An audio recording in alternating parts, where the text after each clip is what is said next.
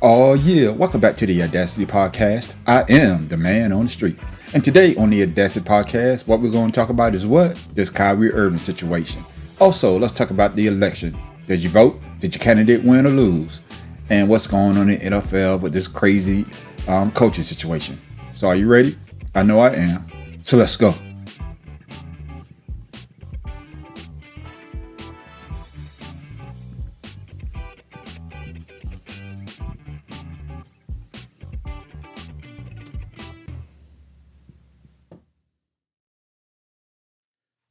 Yes, let's talk about this Kyrie Irving situation.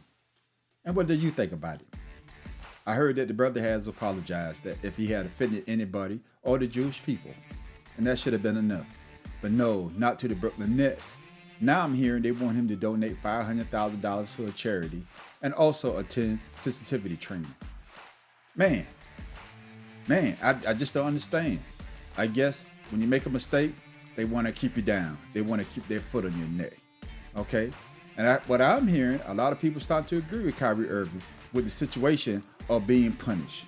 Yes, they think that the NBA and the Brooklyn Nets are going overboard. I thought when you say that you're sorry and you really mean that you're sorry, hey, that you're forgiven. But I guess not in Kyrie Irving's situation. So they want the brother to what? Get on one knee. But listen to Kyrie Irving, I don't think he's going to do it. If you believe in something, hey, keep on believing what you believe in. Now, from what I heard, the brother, all he did was he posted something to his Twitter account, I believe, to a movie. I think it was called From Hebrew to Negroes. Yes, I haven't seen it for myself, so the brother's going to check it out. I'm going to check it out and see what it's all about. But a lot of people come on his defense. Kyrie Irving did offend a lot of people, and it does sound like he was being anti-Semitic, but he wasn't being anti-Semitic by saying it out of his mouth. He just pointed people to that video. So I guess the video must be anti-Semitic. So let me know what you think.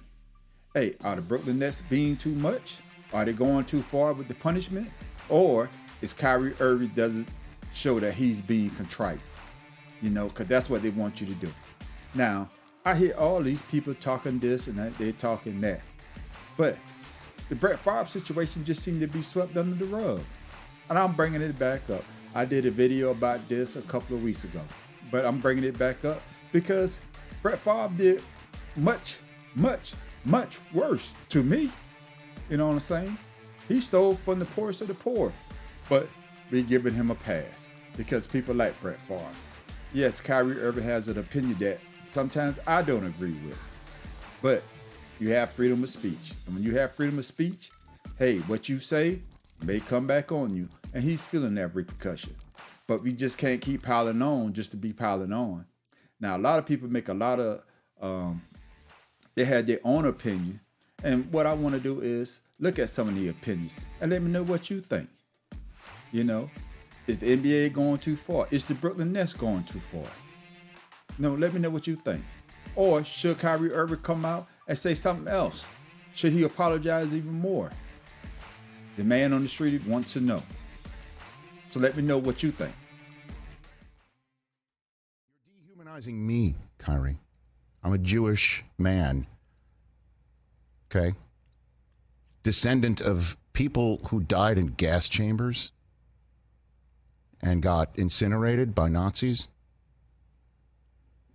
You're dehumanizing me by putting on your platform a book and a movie that is filled with anti-Semitic tropes that are designed or eventually lead to the dehumanization of me and my children and my ancestors who died because they were Jewish. It's not funny. It's not hilarious. And I can't believe I got to tell someone from Duke who clearly is smart enough to know. Yeah, I mean, you're not promoting it with like a tour. It's not like a book tour or a movie tour. But when you put it in front of 4 million people who might not have already heard about it or know about it, you're promoting it. You're promoting it. You're giving it your platform. The same thing. And when you give it your platform, you may not agree with all of the other things that the person who created a book or movie or a theory that you say is true, you are now owning all of that person's opinions. And yeah, it's offensive. It's offensive. And it's also really scary because it's normalized by somebody who puts a ball through a hoop and is very famous for it and generationally rich for it. And you have a platform because of it. And it's normalized. And that on top of seeing Kanye was right about the Jews being beamed on a stadium in Jacksonville and on a building in Jacksonville, and I'm seeing it all over overpasses across the country. It's damn frightening, and I'd like you to help and do something about it. That's what I sit around and think about when I see that. Yes, that was an excerpt from the Rich Eisman show. And as you can hear the pain in his voice.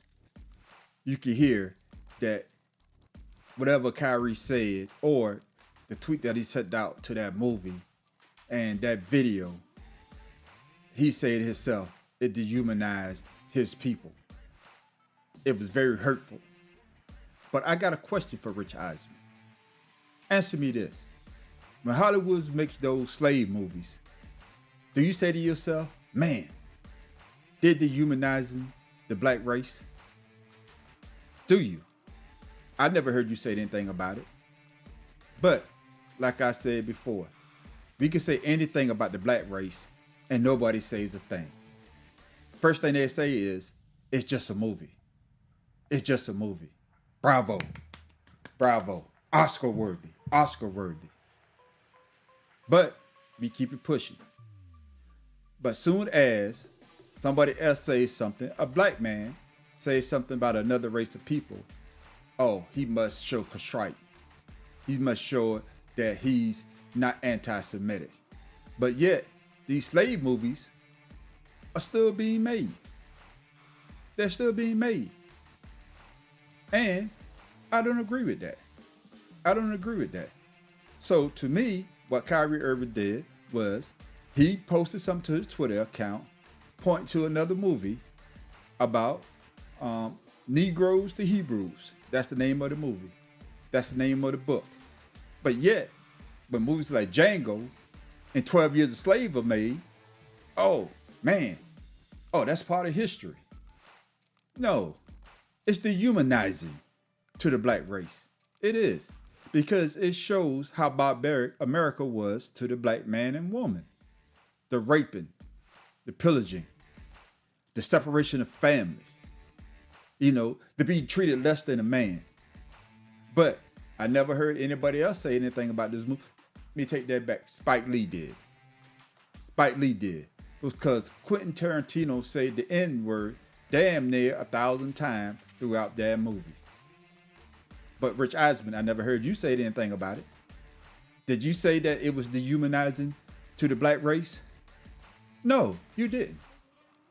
So the same way that you're saying that that movie was dehumanizing to the Jewish people, I want you to be able to hear you say the same thing about when these slave movies come out. Okay, Rich Eisman? Yes, you got a platform. You say Kyrie Irving got 4 million followers, and that video went to all his people that follow him. Well, you damn near got it as much as he does on your platform and your own television. So when these slave movies come out, I want you to say the same thing. Say, hey, these movies are dehumanizing to the black race, and we need to stop making them. That's only fair. Call a spade a spade. And that's from the man on the street. Before we continue with this Audacity podcast, I would like to apologize to Rich Eisen for mispronouncing his name. I was calling him Rich Eisman. So his name is actually Rich Eisen. That excerpt is taken from his show, The Rich Eisman Show. The Rich Eisen, damn it, Charles, Rich Eisen. Okay? But let's continue. What I would like to do now is listen to some other remarks from some other analysts and how they felt when they heard about the Kyrie Irving situation. That was Charles Barkley from his TNT show, the NBA show, and I will admit that it's probably the best show Their camaraderie is probably the best that I've ever seen. But back to the Kyrie Irving situation. With Charles Barkley saying what he said, do you agree? I did. I agree with what he said that Kyrie Irving should have been suspended from the get-go. There should have been no dragging of the feet, no waiting. He should have been suspended. They gave him his 5 games. Hey, okay, I agree with that. But what I don't agree with is Charles Barkley calling the man an idiot. Now, that's stepping over the bounds, Charles. You know, we agree to disagree. All right? That doesn't mean that he's an idiot or you are more of an idiot than I am. So with that, I will disagree with you on. What I want to know is, how do you feel about the NBA and the Brooklyn Nets coming back and adding more stipulation to his suspension? Now, for me, the man on the street, all those stipulations should have been in when he got suspended. Hey, this is what we want you to do. We want you to do this, this, this, and this from the jump. But don't wait until I damn near serve my suspension and then come back and say, hey, now we want you to do this, this, and this. No, that's the wrong answer. Now you're trying to keep your foot on my neck. And with that, the man on the street don't agree with. So Charles, how do you feel about that? Do you feel as though that the NBA is trying to pile on? Or are they correct doing what they're doing? We the people want to know. No, the man on the street want to know. The man on the street want to know from you, Charles. How do you feel about that situation? I'm waiting. Now let's take a listen to some of the analysts that are opposed to what the Brooklyn Nets and the NBA is trying to do to Kyrie Irving, saying that they think that it's too much. And let me know, let the man on the street know in the comments below if you agree with these analysts. Every day of my life, I approach it with a state of empathy, right? Regardless of what color, what creed, what race you are, I look at people as human beings. I think that's important. But life is always about taking a stand and holding principles. So I want to explain what I feel like my stance is as a black male in this world, okay? And conversations that I've had with my brothers and sisters in the black community. And I want you guys to empathize with it and hear me on it. So when I hear what Kyrie Irving has to go through in order to be reinstated, I'm appalled. I'm appalled. And let me give you examples of how I feel like we don't have the same energy and hold other people who have dealt with racial tropes accountable. So when Sarah Silverman does blackface, or when Don Imus says nappy-headed hose, or when Howard Stern calls somebody the N-word in the skit, or when Brett Favre takes money from the state of Mississippi, we don't ask them to get sensitivity training. We don't ask them to donate $500,000. We don't ask them to meet with the Black National Caucus. They apologize, and then you know what? The rest of the world moves on. But what I feel like is happening here, and that's how in the black community, like we've been told that's how the process works, right? Think about that, Bert. That's how the process works. Oh, somebody does a blackface. Oh, it was a misunderstanding. We got it. Okay. You know, is that person really racist? Probably not. Was it ignorant? Probably so. Okay. We understand it. We move forward. We don't like it. We would love to hold them accountable. But society and having a lot of black people in positions of power, we don't have the governability to do that. But what we feel like happens with Kyrie is even after an apology, it's not enough. We feel like there needs to be more. And a lot of people I've spoken to over the last couple of days talk about this thing. Older mentors of mine talk about buck breaking. So we talk about tropes. This is something that we feel like in the black community that happened way back in the day, where if there was a slave that was defiant, right, he got broken in front of everybody in order to show that he was not in a position of power. And that at the end of the day, he had to do what he was told to do because that's what was mandated of him. And there's a bigger situation going on. What's happening with Kyrie Irving? If the Nets don't want him to be there, just say you don't want him to be there. But we should hold everybody accountable, even owners of teams accountable, with things that are happening in other countries, i.e. China and Uyghurs and the Muslim genocide that is occurring, that we hear Enes Kanter talk about. But we don't keep the same energy for everybody. We pick and choose what conversational points we want to make more polarizing. And I might lose my job. I might lose deal opportunities in the future for speaking out about even the platforms that continue to promote and profit a movie that is considered anti-Semitic to billions of people. They don't have to be accountable. Who is accountable? But we're going to put everything on the shoulders of Kyrie Irving, who, even though he said, I cannot be anti-Semitic because if I know where I came from, stating that he's one of the 4 lost tribes. He's saying that blacks and Jews come from the same entity, the same thing. But we don't want to understand nuance. We want to be triggered by words, and we like fire, and we like things that are, going viral on social media, and everybody has some kind of hot take, and we're calling people idiots, and we're calling people names because that's what we do.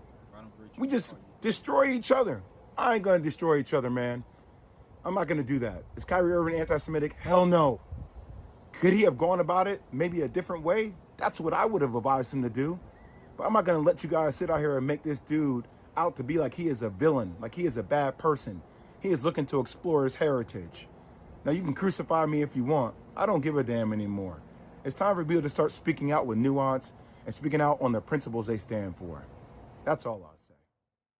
The Nets have suspended Kyrie Irving, as you know, for a minimum of 5 games based on his tweet promoting an anti-Semitic film, then his reaction afterwards. So the Nets also have laid out a 6-step path for him to return to playing. Those steps have raised some eyebrows among other players around the league, and the Players Union is considering an appeal. NBA PA Vice President Jaylen Brown telling the Boston Globe. On Monday, Brown is quoted as saying, I'm expecting the NBPA to appeal the suspension from Brooklyn, the terms, etc., that went into his return, the terms for his return. 1,000%. They seem like a law, and a lot of players express discomfort with those terms. Okay.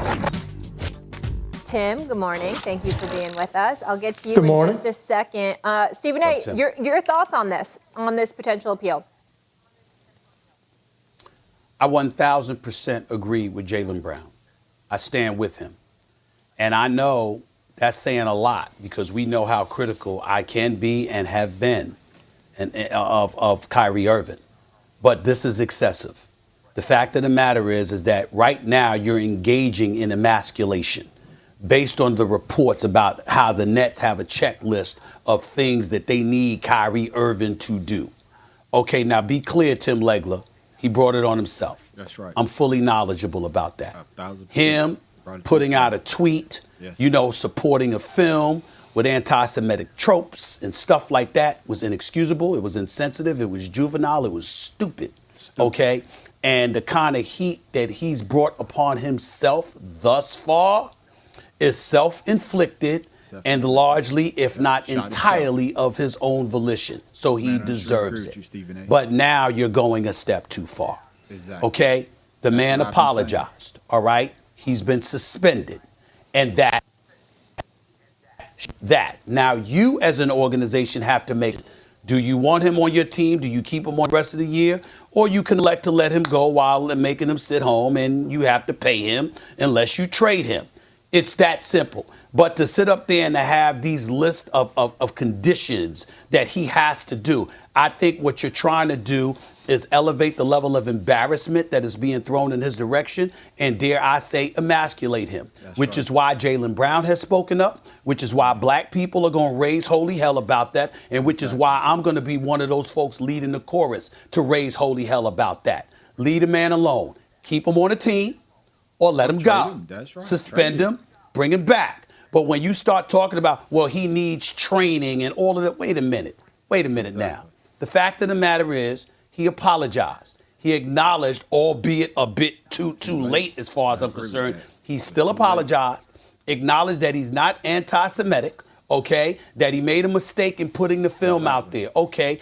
of course, when the owner reaches out to you, you should respect this man that's paying you and reach back out to him. Of course, Josiah should demand, we have to meet and have a conversation before I let you back on this team. That is reasonable. That is understandable. But to then try to articulate that he needs to go through sensitivity training and all of this other stuff, now you really, really digging it in. It's unnecessary. It's uncalled for. If the Anti-Defamation League wants to raise holy hell about that, and they want that, and they request that of Kyrie Irving, that's between them and Kyrie Irving. Last time I recall, Josiah is not Jewish. Josiah is an owner for the Brooklyn Nets. You want him on the team or you don't. But to sit there and highlight and articulate these processes that he must go through, it seems to be a bit pouring on. I don't appreciate it. I don't like it. It's a bit excessive. And that's what I wanted to say about it. Go ahead, Tim. Trying to butt breaking. Yeah, all right. Well, first, listen, there's a lot of layers to this story, right? So let's start with the Jaylen Brown comments. I completely agree with you, Stephen A. When you look at the list of things that the Nets are asking him to do, there is no question that they are trying to now really stick it to Kyrie and make sure that there are so many conditions to it that, like you said, you're basically asking him to completely capitulate to the organization, right? That's what they're asking him to do. And look, make no mistake about it, I expect there to be an appeal because that's their job. Right? The NBPA represents the players. It's their client. It's no different than like a criminal defense attorney. You're going to defend your client. That's what the NBPA should do. In almost every case, they're going to appeal it. So that's nothing crazy. And some people are criticizing the NBPA for taking that stance. I don't. That's their client. That's who they represent. They're going to do everything they can to try to mitigate what the Nets are asking Kyrie Irving to do. Having said all of that, I think the only reason Kyrie Irving is in this position that they're asking so many things is because of his reaction to Josiah. Josiah is the top of the food chain in the organization. And I think if Kyrie Irving has a major problem in how he handled this, it's because he did not give that man the respect he deserves. If he had handled that in the beginning, I do not think the Nets would be asking all of these conditions of Kyrie Irving. So you point out he brought it on himself. We both agree on that. We both also agree on this is a little bit extensive, what they're asking him to do, but he could have avoided it if he had just communicated with the owner. That's the guy that cuts the checks. And Kyrie Irving, I think, does not want to be accountable to anybody. Sometimes when you have wealth, you've got notoriety, you've got fame, you think you're not accountable to anybody. Well, that's not the way it works when you are in an organization. There's a hierarchy there, and he has to answer to that man. And if he had just communicated with him, I think he could have avoided a lot of this. But now it's taken a turn, and we're going to see this is really a giant game of chicken, and they're trying to get Kyrie Irving to cave on this. And let's see how far he is willing to take this and how long he is willing to sit out, trying to make sure he does not do the things that the Nets are asking him to do. But I think he could have avoided it if he hadn't disrespected Josiah. So that's the other layer to this. It's their relationship and the disrespect that he showed the owner. And I think that's really what this is about on the part of the Nets. I think he could have gotten away with the apology that he issued and get back to playing basketball. But the fact that he didn't do a verbal apology and he did not communicate with the owner and repeatedly ignored him over a period of days has put him in this position now where they're going to make him extra accountable to the organization. And I really think that's what this is. There's a little bit of pride there on both sides that's taking place. If he's sent out to talk to you, you got to see. The interesting part about it is, Tim, is I don't disagree with anything that you said. You're right on point with it. What I'm saying is let's get to the real crux of the matter. Everything that you said, I've said what I had to say. You said what you had to say, and you're right on point. There's no disagreement between you and I in that regard. What I'm saying is that now it comes down to you trying to emasculate him because of the decisions that he's made and because of how he handled it. My point is, let him go. Cut him. Send him home and say you'll pay him for the rest of the season or let him come back, as opposed to putting it on Front Street. in a completely, entirely different situation.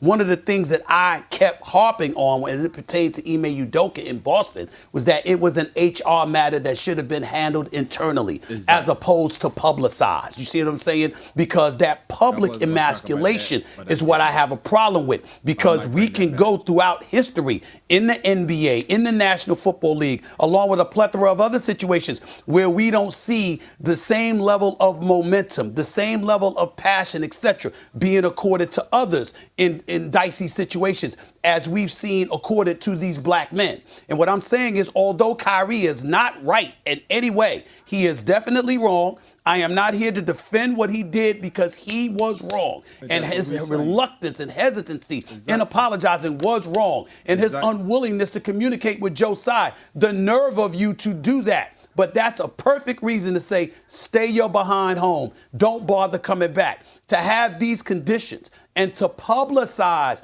those conditions, not only are you trying to appease to outside forces, but you are also doing it while emasculating this black man. I don't like that. I don't appreciate that, because I can point to numerous cases throughout history where that level of momentum is not consistent. If you do it to everybody, I'm good.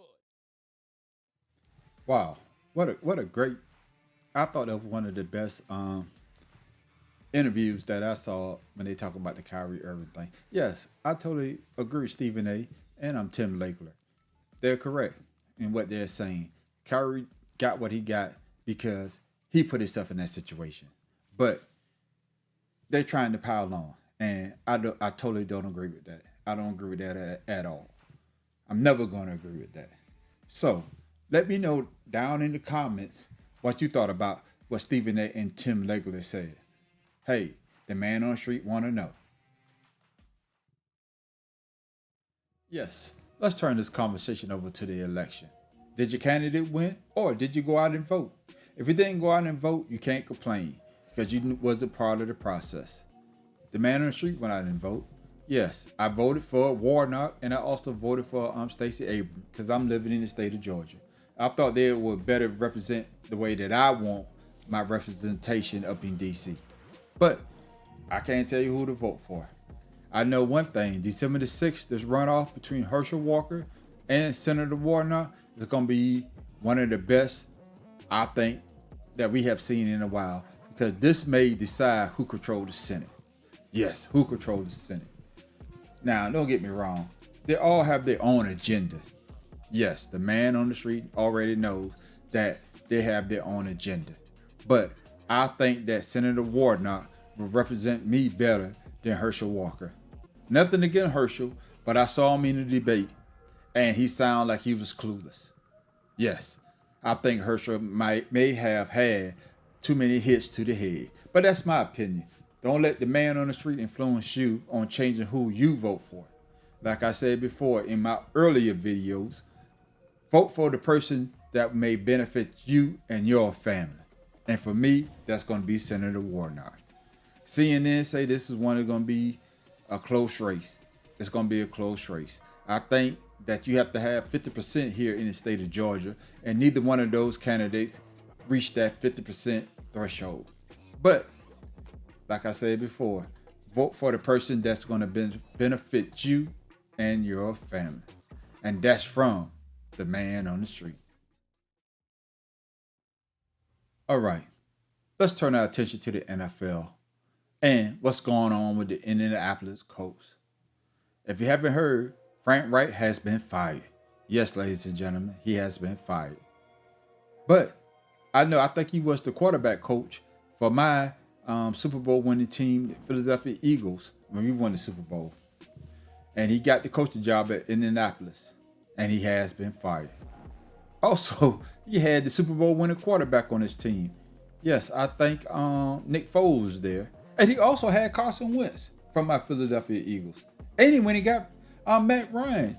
But it didn't turn out to be a good fit, and he has been fired. But why are we talking about this? We're talking about this because Saturday, what's his name? I want to say Jeff Saturday has been hired as the head coach for the Indianapolis Colts. I know you're saying, The man on the street. What's the problem with that? The problem with that is he has no nothing on his resume saying that he's a head coach. He was an analyst on ESPN. Yes, I know he played for the Indianapolis Colts. I think he played on the line, on the offensive line. No, my bad. He was the center when they won the Super Bowl. But that doesn't make him a head coach. All these black coaches that were stepped over, who has more experience than Jeff Saturday, but didn't even get a look. Well, I know what they're going to say. Well, the Indianapolis Colts did have 2 black head coaches. And who are we talking about? Tony Dungy and what's my man's name? Caldwell. That's his name, Caldwell. Jim Caldwell. So we're trying to say they already met their quota? No, the man on the street don't agree with that. The man on the street don't agree with that. Because we know when black coaches goes up for these interviews, for these vacancies on head coaching jobs, what is the one thing they always gig them on? They don't have experience as being a head coach, or they haven't been doing it that long. But Jeff Saturday has no experience. None. It's not what you know, it's who you know. Now, the man on the street is not knocking Jeff Saturday. Don't get it twisted. Hey, do you? Congratulations. Hey, I'm hoping you to do well. But when these vacancy comes over, I don't want to hear anybody say that these black head coaches don't have experience and that's why they didn't get hired.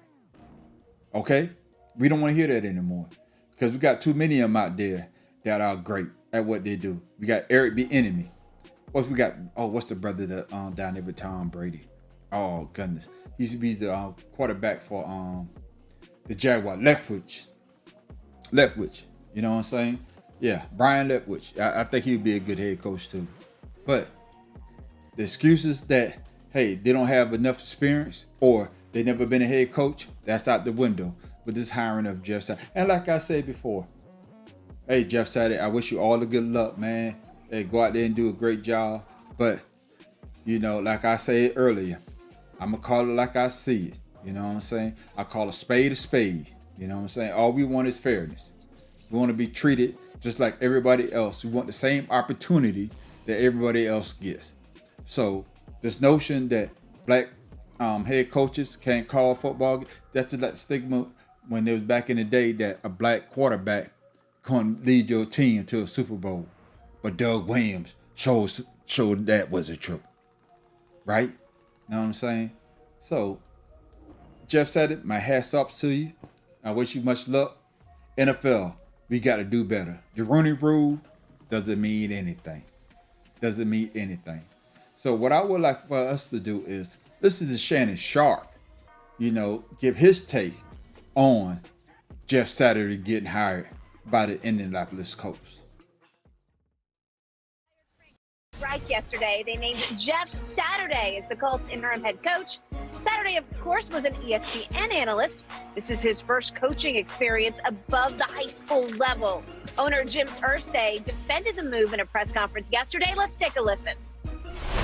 Now, I'm glad he doesn't have any NFL experience. I'm glad he hasn't learned the fear that's in this league. That's because it's tough for all our coaches. They're afraid. They go to analytics, and it gets difficult. I mean, he doesn't have all that. He doesn't have that fear, and there was no other candidate. We were fortunate that he was available, and he has tons of experience. He knows this game inside and out with relationships with coaches and players, and has been a consultant for us for several years, a paid consultant. A lot of people shaking their heads wondering about this. Shannon, what is your reaction to Indy hiring someone with no NFL, no college coaching experience at all? Skip, this is not a knock on Jeff Saturday, but there's a reason why he was available. You talking about you glad he was available. There's a reason why. Skip, what I'm about to say is not an indictment on the individual. Okay. I'm never upset because someone got a job. But this is what you and I both know. Ain't no way in hell a black guy getting a job like this, that's sitting around doing what we do, on one of these daily shows and gonna get an intern. Now they got guys on the staff. Reggie Wayne, if I'm not mistaken, is Reggie Wayne on that staff? Not sure. I think Reggie Wayne's on the staff. Okay. But anyway, Skip, but we've seen this time and time again. Yep. I remember when Matt Millen got a job as the general manager for the Detroit Lions. Good point. Talking about football, analyzing football. Same idea. Yep. One of our former colleagues, I love Lynch, John Lynch, was the number 2 team right here at Fox. Got the general manager job. He did. Now, Jeff Saturday. And by the way, he's done very well. Done very well. Yep.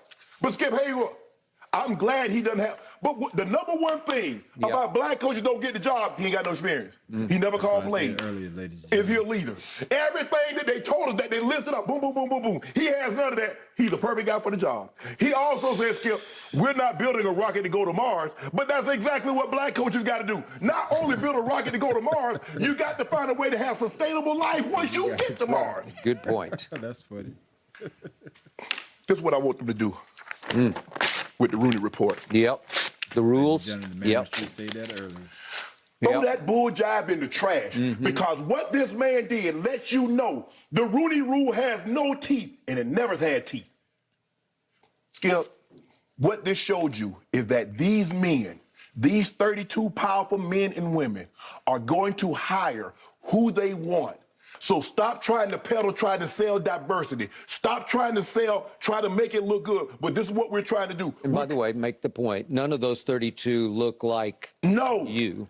They're going to hire somebody that looks like who? Them. Okay. That talks like them. Yes. That travel in the circle like they do. Okay. And Skip, I got no problem with that because this is what I've come to. I'm resigned to my fate. Men that look like me, I'm resigned to the fact you're going to have an awful hard time to break that glass ceiling. Yep.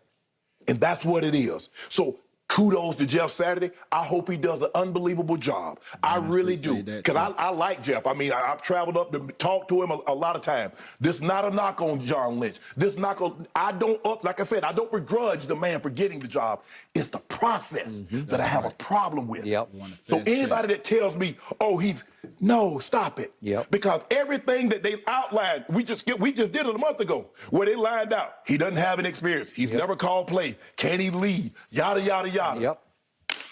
And now they say, well, that don't even matter. I'm glad he doesn't have an experience. I thought experience was the key. And this man said he don't. It's so ironic. It's like he glad the man don't got no experience. Because what the pressure that comes along. Man, look, if you play in the NFL, you understand the pressure. You magnify the pressure if you're a head coach because if I just play, I just got to do my thing, block, catch. That's all I got to worry about. If I do that to the eyes of my ability, I'm going to have a job. He got to worry about special teams, offense, defense, setting the travel schedule, the practice schedule, the meeting schedule, all that. So obviously the coach has a harder job. Yep. Man, this is some bull jive. This is some bull jive. Like I said, Skip, the man, he said, Jeff Saturday said that when Mr. Irsay called him, he asked him, why am I a candidate for this? Why am I a candidate for this? Now let's take a listen to Joy Taylor on her show Speak on Fox Sports 1 and hear what she had to say about this Jeff Saturday hiring. Those were some great takes from Shannon Sharp and Joy Taylor. And yes, all they want is a fair shake for the black head coaches. When they say they don't have no head coaches experience, but yet you hire somebody right off the street that doesn't have any head coach experience, it's a slap in the face. So the Rooney Rule doesn't exist. It doesn't exist. I'd rather just hire who you're going to hire. And then let the chips fall where they may. And that's from your man on the street. I would like to thank you for listening to the Audacity Podcast. I am the man on the street. You can find me on YouTube, and I'd like for you to subscribe to my YouTube channel. You may also find me on Spotify or wherever else you get your podcast from. And with that,